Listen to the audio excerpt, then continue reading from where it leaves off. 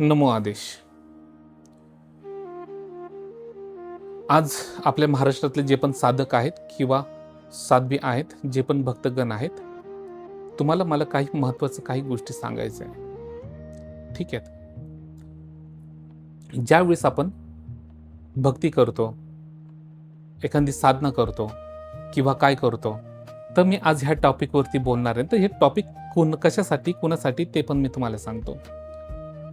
ज्या साधकांनी अनगिनत वेगळी शक्ती प्राप्त करून घेतलेली आहे. काय करून घेतलेली आहेत? अनगिनत वेगळी शक्ती प्राप्त करून घेतलेले आहेत. वेगळं तुम्ही त्यांचं खाणं देताय, त्यांचं मानपान देताय. ठीक आहे. मग असं समजा की तुम्ही ते संचार पण घेतलेला असो, किंवा ते आणून तुम्ही दगडी ठेवलेले असो, किंवा चेडे गोटे आणून ठेवलेले असो. चेडे गोटे जे पण असतील त्याच्यात कुठली पण शक्ती, ठीक आहे, चेडे म्हणा, बीर म्हणा, मेस्कू म्हणा, सुपल्या म्हणा, ठीक आहे ना, त्याच्यात मुंज्या बिंज्या सर्व चाले त्याच्यात असतील. तर आता तुम्हाला मला सांगायचं आहे, आता समज ठीक आहे, तुम्ही ते साध्य केलं, ठीक आहे, तुम्हाला ते पाहिजे होती ती शक्ती तुम्ही साध्य केलं. साध्य केल्यानंतर ते साध्य केलं, तुम्ही साध्य केलं आणि तुम्ही त्याचं काय करताय, उपभोग घेताय, त्याचं काय खानदान देताय, तुमचं कार्य करताय, तुम्ही मजेत चाललंय, सर्व मजेत चाललंय, ठीक आहे. परंतु ते घेण्याच्या आधी तुम्ही काही गोष्टीकडे लक्ष दिलं का, की हे शक्ती आपल्याला का भेटले, कशामुळे भेटले, कशासाठी नाही भेटले. हे शक्ती आता आल्यात, आपल्याला वाटतं की आपण त्यांना समजा ठीक आहे, आपण त्याला जे आहे त्याचं मानपान देतोय, काय टिळा द्यायचं तो देतोय, काय द्यायचं त्याला ते देतोय. त्याच्यानंतरचं काय, तुम्ही जोपर्यंत जिवंत होते तोपर्यंत ठीक आहे. त्यानंतर तुम्ही ही जी प्राप्त केलेलं आहे, जर ठीक आहे तुमच्याकडे मुलगा आहे, तुम्ही मुलाला दिली, ठीक आहे, मुलीला दिली पुढे ज्ञान, ठीक आहे.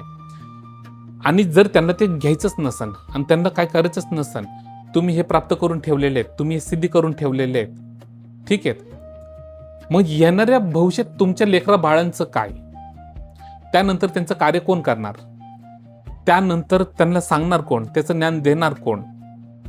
आज तुम्ही ठीक आहे, तुम्हाला ज्ञान आहे, तुम्ही हे सर्व गोष्टी करताय, पण उद्या तुमच्या लेकराला ज्ञान कोण देईल. जर तुम्ही त्यांना आज जर ज्ञान नाही दिलं तुमच्या ज्या शक्ती आहे त्या शक्तीबद्दल किंवा काय बद्दल किंवा काय नाही, तर उद्या तुम्हाला किती हानिकारक राहणार आहे तुमच्या पिढीला. हा काळ अंतराने आपला हा देह हा मरणार आहे. काय मरणार आहे? आपला देह हा मरणार आहे. तुम्ही साधक असाल, साध्वी असाल किंवा कोणी पण असो, तुम्ही आम्ही आणि आपण सर्व एकाच ईश्वराचे मुलं आहेत. आपण आपली भक्ती करण्याची पद्धत वेगळी असू शकते, ठीक आहे, परंतु आहे तर आपण त्या ईश्वराचेच अंश. तर माझं एक सांगणं तुम्हाला आहे की ज्यावेळेस आपण ही शक्ती वगैरे घेऊन येतो किंवा काय, तो पुढं करायचं काय किंवा काय नाही, ह्याचं जर तुम्हाला ज्ञान नाहीये, तर तिथं तुमचं कुळ वंशावळ पूर्णपणे नष्ट होईल. नंतर त्यांना चालवणार कोण, बघणार कोण, त्याचं ज्ञान मार्ग देणार कोण. तुम्ही जर नाही देऊ शकलं तर, तुम्ही जर नाही दिलं, नंतरून आज अशा काही समस्या घेऊन समजा लोक तुमच्यापर्यंत येतात, उद्या तुमचेच लेकरं बाळ पुढच्या लोकांकडे तसे जाणार. मग तुम्हाला ती स्थिती बघायची आहे का स्वतःनी.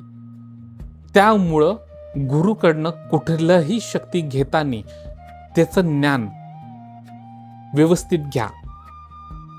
काय पण एका गुरुचं कर्तव्य काय असतं, जे सत्यकर्म धर्माने चालतात, शिष्याला ते दोन्ही हाताची विद्या देतात, एक उजवी पण एक डावी पण, ठीक आहे.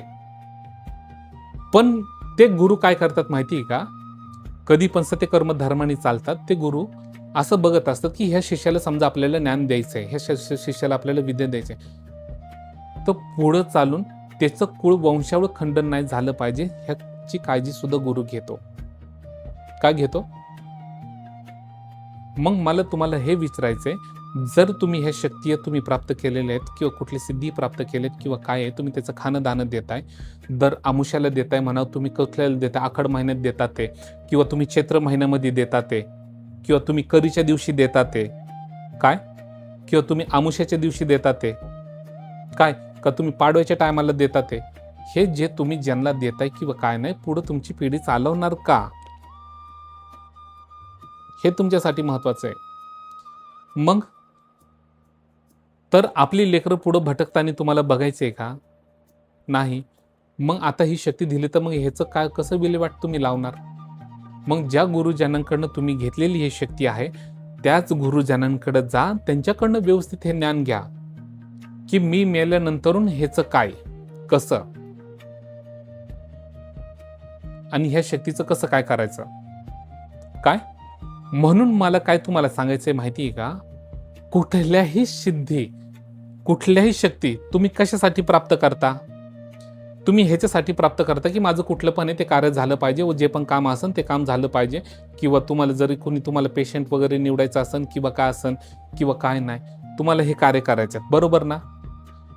मग तुम्हाला ह्या दुसऱ्या शक्ती गोळा करायची गरज काय आहे? तुम्हाला जर हेच करायचंय तर तुमचं कार्य सगळं झालं पाहिजे, कुटुंब तुमचं प्रपंच चाललं पाहिजे, तुम्हाला कुठल्या प्रकारचं धंद्यामध्ये व्यवसायामध्ये तुम्हाला कुठल्याच प्रकारची आडी अडचण नाही पाहिजे किंवा काय नाही, त्यासाठी दुसऱ्या अनगिनत शक्ती बाहेरच्या वाईट कशाला पाळता? हे घर खातं, कुळ खातं ते शक्ती नंतरून. त्याच्यासाठी सर्वात महत्वाचं असतं की आपलेच कुळाची दिवी आणि आपल्याच कुळाचे दैवत हे त्या गुरुजनांकडनं ज्ञान घ्या की कशा पद्धतीने प्रकट करावं त्यांना. ठीक आहे, ज्यांना घन रूपात प्राप्ती करायचं असेल त्यांनी घन रूपामध्ये त्या गुरुकडनं, तुमच्या गुरुकडनं त्यांनी ज्ञान घ्यावं. आणि ज्यांना हवत घेऊन फक्त घुमत बसायचं असेल, लोकांच्या जागरण गोंधळामध्ये फक्त नाचायचं असेल, उड्या मारायच्या असतील, तर ते तुम्ही ठरवा की तुम्हाला काय हवंय. ठीक आहे, तर त्याच्या संग हे पण विचार करा, जे आपल्या अंगात येतंय किंवा काय आहे ते आपल्याला समजत नाही आणि येऊन जर फक्त गर्जना करताय तर तुमच्यासाठी ते योग्य नाही. ज्यावेळेस आपण कुळाचे देवी दैवत प्रत्यक्ष रूपामध्ये त्यांना प्राप्त करतो, भक्ती करून, त्यांची तपस्या करून, त्यांची साधना करून, तर असे गुरुजन शोधा की ते तुम्हाला तुमचे कुळाचे देवी दैवत कशा पद्धतीने प्रकट करून देतील व कशा पद्धतीने त्यांची साधना तुम्हाला सांगतील, जेणेकरून आपल्याच कुळाची परंपरा चालत राहील आणि आपल्याच कुळाचं जे पण मान पान निवेद्य पाणी जे असेल ते देईन. पण कुळाची आपली देवी किंवा देव आहे ते कसं ओळखा? असं ओळखा की ज्यावेळेस ती ताकद आपल्या अंगामध्ये आली, समजा तुमच्या अंगात आलीच, तर त्या देवीला विचारा की तुमचं कुळ कुठून आलंय, कसं आलंय. ज्यावेळेस तुमच्या पार आज्या पंजा पंजोबाग पासून तर 5 7 8 10 पिढीचं, 15 पिढी 16 पिढीचं जर त्यांनी सांगितलं तर समजायचं. काय समजायचं? तर समजायचं त्यांनी की बाबा हा अमुक अमुक होते, की हेच खरं आहे, हेच सत्य आहे.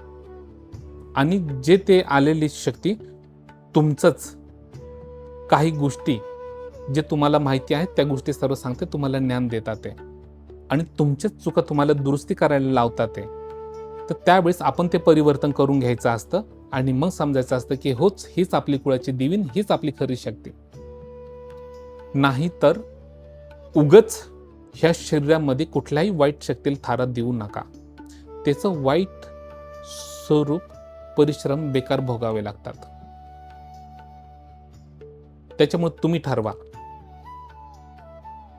की तुम्हाला कुळाची स्वतःची शक्ती पाहिजे, कुळाची देवी दैवतांची शक्ती पाहिजे, का तुम्हाला अनगिनत सिद्ध्यांची शक्ती पाहिजे. नाहीतर अनगिनत तुम्हाला शक्ती सिद्धी करण्याची पाहिजे असेल तुम्हाला असं वाटतं, तर मग कुळाचे देत नाही का? कुळाचे देवी दैवत असतात कशासाठी? कुळाचे भगवंत असतात आपलं कुळ वंशावळांचं संरक्षण करण्यासाठी व सर्व कुळाचं संरक्षण करत येते. आणि कुळाच्या देवीचं कर्तव्य असतं की आपल्या कुळाचं वेल विस्तार वाढलं पाहिजे व आपल्या कुळाचे जे पण आहेत, ज्या कुळामध्ये मला पूजले जातं त्याच्या घरामध्ये लक्ष्मी, धान धान्य सर्व नांदावं, हे कर्तव्य असतं. जर तुम्हाला हे सर्व गोष्टी आपल्या कुळाचे देवी दैवतच देत असतील तर तुम्हाला दुसऱ्या शक्तींची काय गरज आहे, जेणेकरून ते तुम्हाला काळाच्या द्वारात नेणार आहे? मग तुम्ही ठरवा. बस एवढंच बोलून माझ्या शब्दांना पूर्ण विराम देतो. परमगुरु आदेश.